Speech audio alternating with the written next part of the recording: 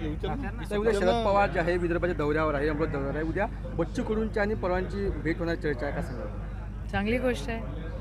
अशा भेटी होत गेल्या पाहिजे. महाविकास आघाडीमध्ये जर येत असतील तर त्यांचं स्वागतच आहे. पण लोकसभेचे कसं बघताय?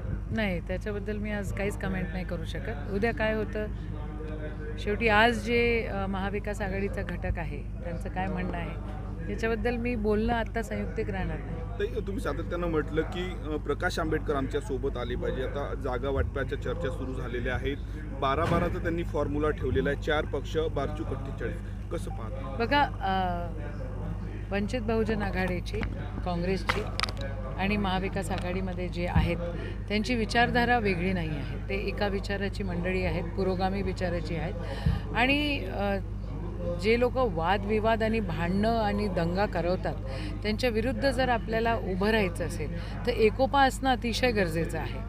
आणि त्यांनी महाविकास आघाडीमध्ये यावं असंच आमची मनोकामना आहे. एक आवाज दाबण्याचा प्रयत्न होतो. बिलकुल. असं कधी झालं आहे का?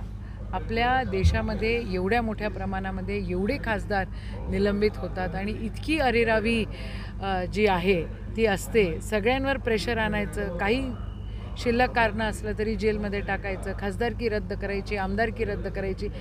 हे कोणाला सहन नाही होऊ शकत हो.